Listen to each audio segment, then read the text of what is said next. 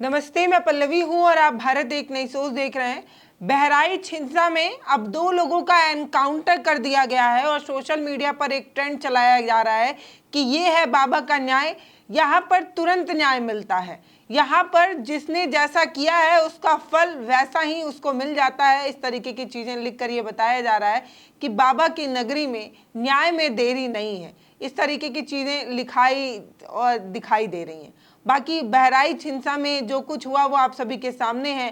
कैसे राम गोपाल मिश्रा एक घर के छत पर चढ़ता है और झंडा गिराता है। जिस घर की छत पर राम गोपाल मिश्रा चढ़ता है उसी घर के मालिक पर यह आरोप है कि उसने गोली से जो है वो राम गोपाल मिश्रा की हत्या कर दी है। इस वीडियो में आपको बताने जा रही हूं कि वो जो पक्ष है जिसके घर पर राम गोपाल मिश्रा चढ़ा था, उसकी बेटी है रुखसाना, वो क्या बता रही है। वो बता रही है कि कल से कैसे उसके परिवार के कुछ सदस्यों को एसटीएफ उठाकर ले गई और आज एसटीएफ की तरफ से ये बताया जा रहा है कि ये 5 मुख्य आरोपी जो है वो नेपाल भाग रहे थे और नानापारा से इन्हें पकड़ा गया है।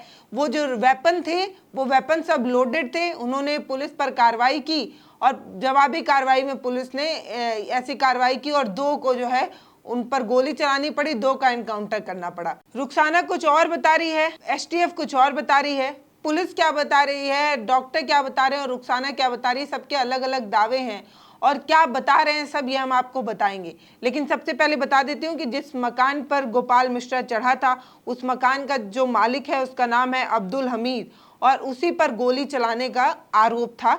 उसी पर गोली चलाने की आशंका जो है वो पुलिस की तरफ से जताई जा रही थी और ये बताया जा रहा था कि वो पूरा परिवार जो है वो भागा हुआ है। लेकिन जो उनकी बेटी है रुखसाना, उनका एक वीडियो सोशल मीडिया पर आया है, उसमें जो है रुखसाना है वो ये बता रही हैं, उनका कहना है कि बुधवार को शाम 4 बजे से ही मेरे पिता अब्दुल हमीद और मेरे 2 भाई सरफराज और कहीम को जो है वो उठाकर ले जाया गया है। उनके साथ जो है एफटीएफ की टीम आई थी, वो उन्हें उठाकर ले गई है। उनका कुछ पता नहीं चल रहा है और आज मेरे पति को और मेरे देवर को भी जो है वो उठा लिए गए। उनके साथ एक शख्स और थे। इस तरीके की बात रुखसाना बता रही है और ये बता रही है कि उनका किसी भी थाने में पता नहीं चल रहा है, कहीं भी मेरे परिवार वालों का पता नहीं चल रहा है और मुझे इस बात का डर है कि कहीं उनके साथ एसटीएफ जो है वो एनकाउंटर जैसी कार्रवाई ना कर दे, कहीं उन पर उनका एनकाउंटर ना हो जाए। तो मैं प्रधानमंत्री मोदी और योगी जी से रिक्वेस्ट करती हूँ कि मेरे परिवार वालों की रक्षा करें। इस तरीके की चीज़ रुखसाना कह रही हैं। रुखसाना जो कह रही हैं वो हम आपको सुनाएंगे, लेकिन उससे पहले जो रुखसाना की आशंका थी उसकी खबर जो है वो सोशल मीडिया पर टहलने लगी और ये जो वीडियो जब तक सोशल मीडिया पर फैलता तब तक ये भी खबर आने लगी कि सरफराज और उसका एक जो दोस्त है मोहम्मद तालिब, उसका भाई है, उन दोनों को जो है वो उन दोनों पर एनकाउंटर पुलिस ने कर दिया। और पुलिस ने क्या कहा उससे पहले आप रुखसाना की बाइट सुनिए। क्या नाम है आपका? मेरा नाम रुखसार उर्फ सालिया है। मैं बहराइच के वानागंज की रहने वाली हूँ। मेरा मायका महाराजगंज में है। रविवार को जो वहाँ दंगा हुआ है उसमें जिस आदमी की मृत्यु हुई है उसका इल्जाम मेरे पिता और मेरे भाइयों पे आया है। मेरे पिता का नाम अब्दुल हमीद और मेरे भाई का नाम सरफराज अहमद और मोहम्मद फहीम है। उस दंगे के बाद 14 तारीख को एसटीएफ की टीम मेरे घर पहुंची और वहाँ केवानागंज पहुंची मेरे ससुराल और वहाँ मेरे घर की तलाशी ली। जब वहाँ कोई नहीं मिला तो वो लोग मेरे पति ओसामा और मेरे देवर शाहिद को लेके चले गए। उसके बाद से उन लोगों का कोई अता पता नहीं चल रहा है, न मीडिया में कुछ पता चल रहा है। हमको डर है कि उनका फर्जी इनकाउंटर दिखा के उनकी हत्या कर दी जाएगी। क्या निवेदन करना चाहेंगी आप? हम निवेदन एक माननीय अध्यक्ष से निवेदन करना चाह रहे हैं, प्रधानमंत्री जी से, मुख्यमंत्री जी से निवेदन करना चाह रहे हैं कि हमको डर है कि उनकी हत्या कर दी जाएगी। इस वजह से उनकी सुरक्षा की अपील कर रहे हैं। तो रुखसाना को सुन लिया आपने। रुखसाना अपील मोदी जी से और योगी जी से करते हुए कहती है कि मेरे परिवार वालों के कुछ लोगों का पता नहीं चल रहा है। एसटीएफ की टीम बुधवार को उठा कर ले गई और अब तक कुछ पता नहीं चल पा रहा है। लेकिन पुलिस की तरफ से ये कहा जा रहा है कि हमें लोकेशन का पता चला, जानकारी लगी, हम वेपन को ढूंढने वहां पर गए थे। वहां पर ये सारे लोग लोडेड वेपन के साथ बैठे हुए थे।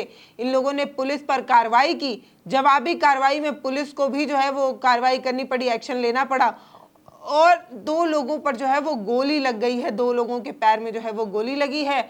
इन लोगों को गिरफ्तार कर लिया गया है और पुलिस बता रही है कि इन्हें जो है वो इलाज के लिए भेज दिया गया है।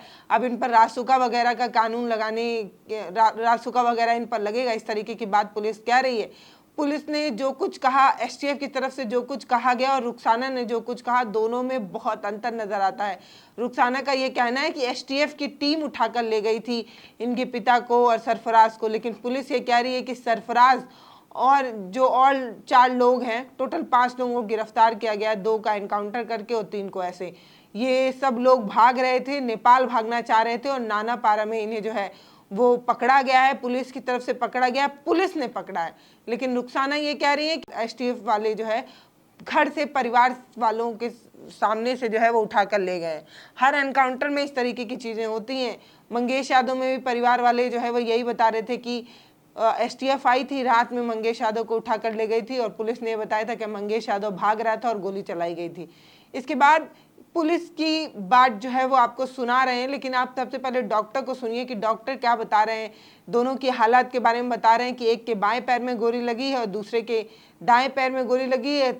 करीब 3:30 बजे के आसपास जो है वो लेकर आते हैं और उसके बाद इन लोगों का यहाँ पर इलाज नहीं हो पाता है क्योंकि गोली पैर से नहीं निकाली जा पाई है, तो इन्हें दूसरे अस्पताल में जो है वो रेफर कर दिया गया है। डॉक्टर साहब, क्या नाम था आरोपी और कहाँ गोली लगी है? 2 व्यक्ति आए थे हमारे यहाँ, जो तो दोनों के, एक के दाएं पैर में, एक के बाएं पैर में। क्या स्थिति है सर?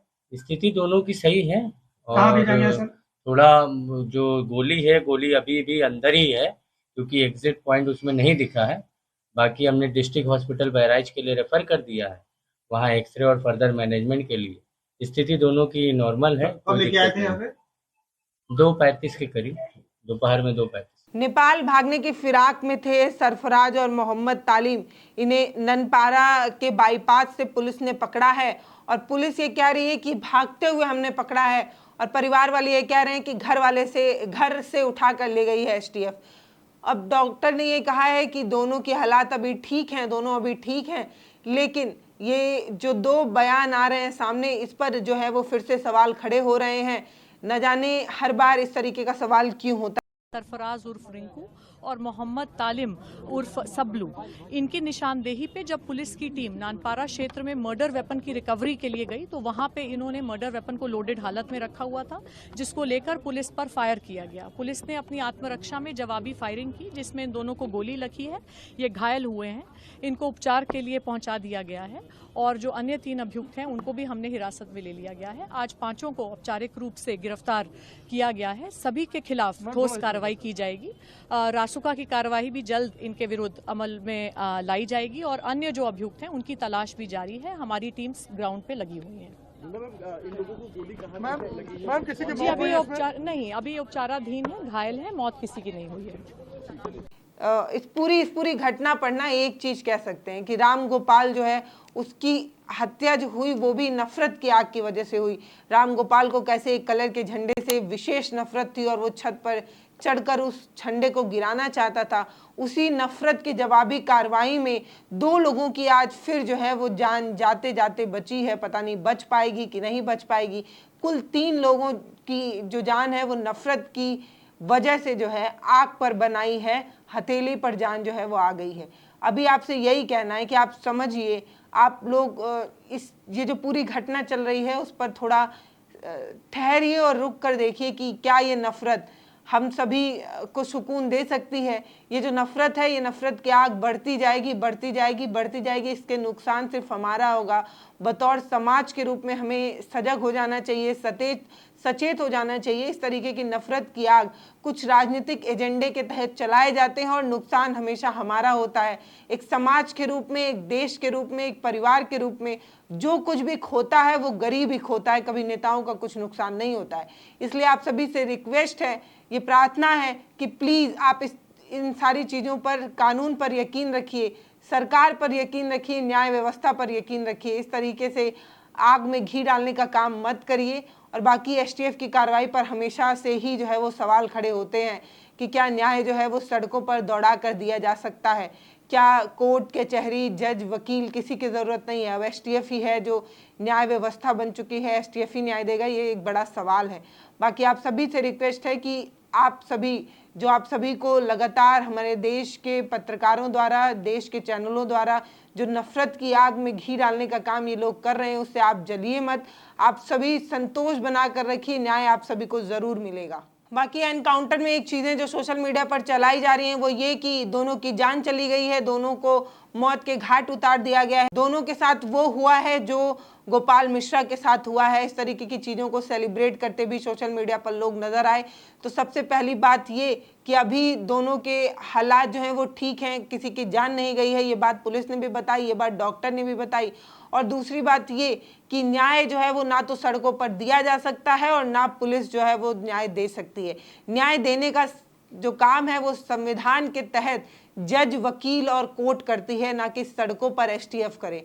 यही हमारी आपसे रिक्वेस्ट है कि संविधान पर यकीन रखिए, लोकतांत्रिक व्यवस्था पर अपनी आस्था बनाए रखिए, क्योंकि अगर सड़कों पर न्याय दिया जाने लगा तो जंगल राज आने में समय नहीं रह जाएगा। जंगल राज अब आता नजर आ रहा है, क्योंकि जिस तरीके से सड़कों पर त्वरित न्याय को हम सेलिब्रेट करते सोशल मीडिया पर नजर आते हैं, इससे बतौर इंसान के रूप में, बतौर समाज के रूप में हम जो है वो अच्छी तरफ नहीं जा रहे हैं, सही तरफ नहीं जा रहे हैं, ऐसा मुझे लगता है।